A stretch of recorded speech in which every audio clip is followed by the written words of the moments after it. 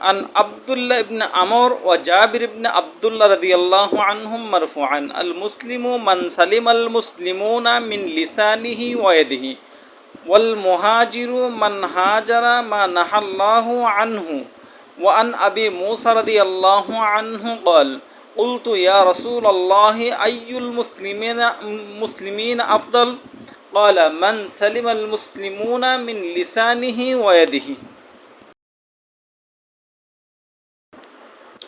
হযরত আব্দুল্লাহ ইবনে মাসউদ রাদিয়াল্লাহু তাআলা আনহু থেকে বর্ণিত রাসূলুল্লাহ সাল্লাল্লাহু আলাইহি ওয়াসাল্লাম বলেছেন, প্রকৃত মুসলিম সে যার মুখ ও হাত থেকে সকল মুসলিম নিরাপদ থাকে, আর প্রকৃত মুহাজির সে যে আল্লাহ যার থেকে নিষেধ করেছেন তা ত্যাগ করে। আর আবু মুসা রাদিয়াল্লাহু তাআলা আনহু থেকে বর্ণিত, তিনি বলেন, আমি রাসূলুল্লাহ সাল্লাল্লাহু আলাইহি সাল্লামকে জিজ্ঞেস করলাম, হে আল্লাহর রাসূল, সর্বোত্তম মুসলিমকে?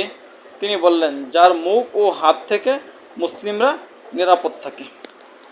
আমরা যে হাদিসখানা পড়লাম, এখানে নবীজি সাল্লাল্লাহু আলাইহি সাল্লাম মুসলমানদেরকে ক্ষেত্রে বলছেন যে প্রকৃত মুসলিম ওই ব্যক্তি যার হাত এবং মুখ থেকে অন্য সকল মুসলিম নিরাপদ থাকে। মুসলমান কখনো অন্য মুসলিমকে হাতের দ্বারাও কষ্ট দিতে পারে না, মুখের দ্বারাও কষ্ট দিতে পারে না। হাতের দ্বারা কোনো মুসলিমকে ক্ষতি করতে পারে না, যেমন মারামারি, কাটাকাটি, হানাহানি, রক্তারক্তি। আবার মুখের দ্বারাও কোনো মুসলিমকে মুখ দিয়ে একটু কটু কথা বলল, একটা গালি দিলে, অথবা কারো দোষারোপ করলেন, গীবত শেকায়েত করলেন, ইত্যাদি ইত্যাদি। আজকে আমাদের সমাজের মধ্যে যে অবস্থানগুলো দেখা যাচ্ছে, যে একজন নিজের স্বার্থ হাসিল করার জন্য আরেকজনের ক্ষতি করতে ন্যূনতম দ্বিধাবোধ করছে না, এটা কখনোই একটা মুসলমানের চরিত্র হতে পারে না। আর রাসূলুল্লাহ সাল্লাল্লাহু আলাইহি সাল্লাম এই সমস্ত লোকদের ক্ষেত্রেই বলেছেন, এরা কখনোই প্রকৃতপক্ষে মুমিন হতে পারে না। মুমিন তো ওই ব্যক্তি যে ব্যক্তির ওপর অন্য মুমিন সন্তুষ্ট থাকে।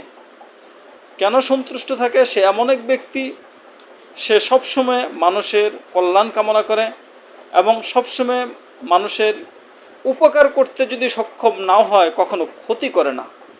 এক মুসলমান আরেক মুসলমানের যে ক্ষতি করে, সে কখনোই প্রকৃত মুমিন হতে পারবে না, পারেও না। নবীজি সাল্লাল্লাহু আলাইহি সাল্লাম অন্য হাদিসের মধ্যে বলেছেন, যখন তোমরা তরকারি রান্না করো, তখন সেই তরকারির মধ্যে একটু ঝোল বাড়িয়ে দিও। কেন ঝোল বাড়িয়ে দিবে? যেন তার প্রতিবেশীকে একটু পৌঁছাতে পারে। যখন একজন ব্যক্তি তার প্রতিবেশীর জন্য একটু ঝোল বাড়িয়ে দিয়ে, তার ঘরে একটা ভালো রান্না বান্না হয়েছে, ভালো একটা কিছু পাক করা হয়েছে, সে তার ওই অংশটুকু, একটা সামান্য একটু অংশ তার প্রতিবেশী একজনকে যদি দিয়ে দেয়, তাহলে সে অবশ্যই তার প্রতি আন্তরিক হবে। যে ওর ভাড়িতে যদি একটু গোশত রান্না করে, একটু ডালও রান্না হয়, তাহলেও সে আমার এখানে একটু পাঠায় দেয়। তাদের পরস্পরের মধ্যে একটা আন্তরিকতা, মহব্বত, ভালোবাসা বৃদ্ধি পাবে। আর আজকে দেখা যায় আমরা এক মুসলমান নিজের স্বার্থ হাসিলের জন্য, নিজের শুধুমাত্র স্বার্থ হাসিলের জন্য একজন আরেকজনের ক্ষতি করতে ন্যূনতম চিন্তাটুকু পর্যন্ত করে না। শুধু সাধারণ মানুষ নয়, সাধারণ যারা সরকারি চাকরিজীবী আছে, এরা তো নিজেদের বেতনের বাহিরেও আরেকজন মুমিনকে কষ্ট দিয়ে অতিরিক্ত হাসিলের উদ্দেশ্যে যে কত চেষ্টা, কত নানা ধরনের আয়োজন করে, যে এটা বলে শেষ করা যাবে না। যারা অন্য মুসলিমকে তার কর্তব্যের অতিরিক্ত নিয়ে টাকা পয়সা অথবা তার নিজের স্বার্থ হাসিল করার জন্য বিভিন্নভাবে তাকে হেনস্থ করবে, এই সকলেই একই নবী সাল্লাল্লাহু আলাইহি সাল্লাম যে বলেছেন যে সে প্রকৃত মুমিন হতে পারে না। প্রকৃত মুমিনের অন্তর্ভুক্তি এই সকল কেউ করবে না। যে কোনো উপায়ে যদি কেউ অন্য মুসলমানের ক্ষতি করার অথবা তাকে কষ্ট দেওয়ার, যদি সে তার প্রতি অসন্তুষ্ট থাকে, তাহলেই সে কী হবে? প্রকৃত মুমিনদের অন্তর্ভুক্ত হতে পারবে না। এই জন্য আমি সমস্ত মুসলিম ভাই বোনদেরকে বলবো যে আমরা আসুন প্রতিজ্ঞাবদ্ধ হই, আল্লাহর কাছে ওয়াদা করি যে আমি আমার মুসলিম ভাইয়ের যদি উপকার করতে নাও পারি, তাহলে আমি অবশ্যই কারো কোনো ক্ষতি করব না।